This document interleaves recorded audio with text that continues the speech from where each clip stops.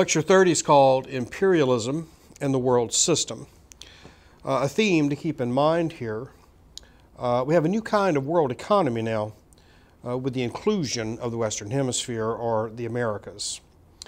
Wallerstein's world system that we've already discussed, let's reiterate a couple of things. This world system is a useful device to talk about relationships in the early modern period. It points to inequalities and similarities among far-flung places. It discusses export-import activities, political systems, and labor systems. A brief refresher on world system theory. You remember we talked about core societies. These societies are capital intensive. They're the first to industrialize. They export finished goods and manufactured products. They own and operate the ships that conduct trade. They exploit cheap labor. These core societies have strong political states. They have powerful navies to protect their merchant marine. Core states desire weak peripheral states. Think of an example off the top of my head. Think of the United States and Cuba, for instance, over the first half of the 20th century. Peripheral societies. These are dependent economies. They export raw materials to the core. They import more expensive manufactured products from the core. They are dependent on the core's shipping. They generally have weak governments, and these governments tend to look after the core's interest, not the interests of the indigenous people, but the interest of the large imperial industrial countries. These peripheral countries are often reliant on slave labor or serfdom. They are labor intensive in agriculture, mining, and other work to extract raw materials. These raw materials, of course, will be shipped to the core where they're turned into finished products. And then finally, you have these, what you might call external societies. These are not part of the system. Think of Polynesia, perhaps, or the Americas before Columbus. This theory by Wallerstein, it establishes a hierarchy among nations. Core societies are at the top, peripheral societies at the bottom. Wallerstein argues that the core-periphery relationships are born in this early modern period. Now, problems with the world system theory? Well, it omits discussion of culture. It omits generally discussion of technology. It tends to rely on oversimplifications and generalizations. And it does not do justice to the complexity of the patterns in Asia. So I guess you could make the charge that Wallerstein's world systems theory is a bit Eurocentric. Now, we're going to link world system theory to imperialism. So let's introduce imperialism here for a moment. Spain and Portugal were the first Europeans to create large colonial empires, especially in the New World.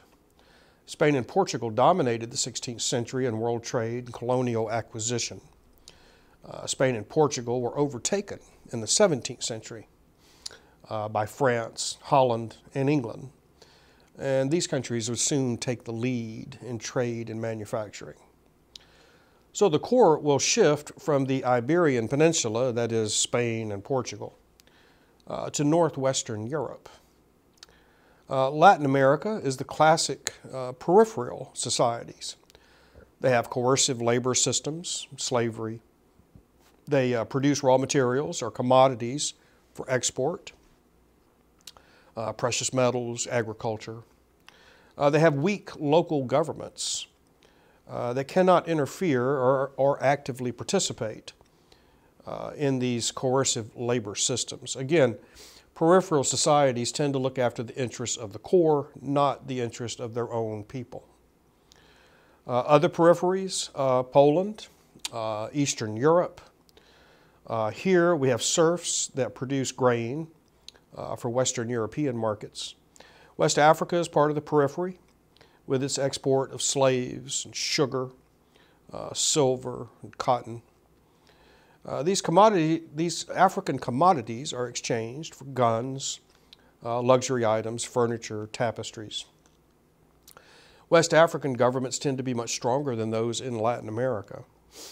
Another part of the periphery would be Indonesia, yet to be brought in as a true functioning part of the world economy. Let's talk for a moment about British colonies in North America. The southern part of the British domain in North America is definitely part of the periphery.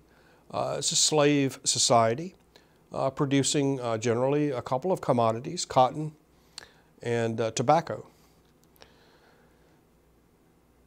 Now, New England and the mid-Atlantic states, say New York, New Jersey, Pennsylvania,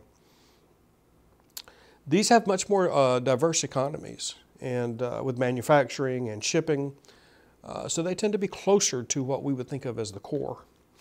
The American Revolution was in part about the desire of the English colonist in North America to move from the periphery to the core. Now, how about Asia? Wallerstein doesn't discuss Asia very much. Like I said earlier, world system theory is quite Eurocentric. Another historian, Janet Abu-Lughod, wrote a book, and I mentioned this early in our semester when we talked about historiography.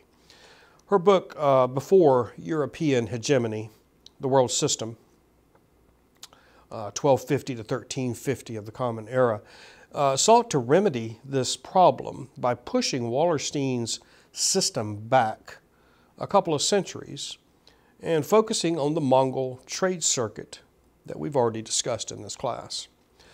Before world history, we relied on stereotypes to understand China and India. World history has attempted to remedy this problem.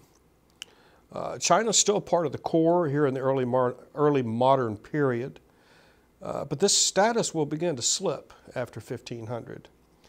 Japan's not really a significant partner here in world trade.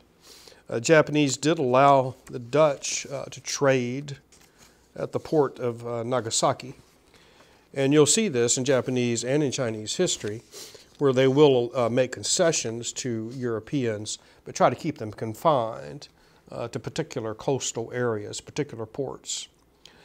China specifically received a majority of the world's silver in the 17th century. Silver produced by slaves in the New World for Spain. Europeans used silver to buy Chinese goods. China remained mostly self-sufficient, as she has been throughout her history.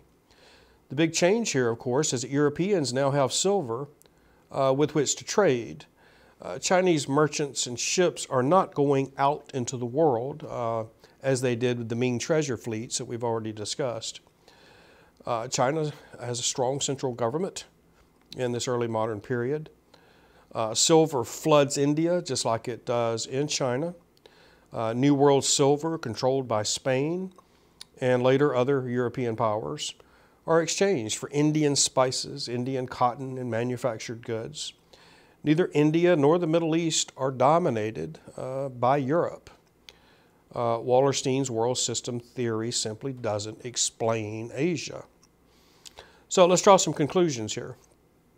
Europeans established dominance over Latin America, over North America, at least until the American Revolution, over parts of Africa, especially around the edges, over Eastern Europe. This is not yet a world system. Asia doesn't really fit into this. It is possible to fall out of the core. Think of Spain and Portugal. It's much more difficult to climb out of the periphery.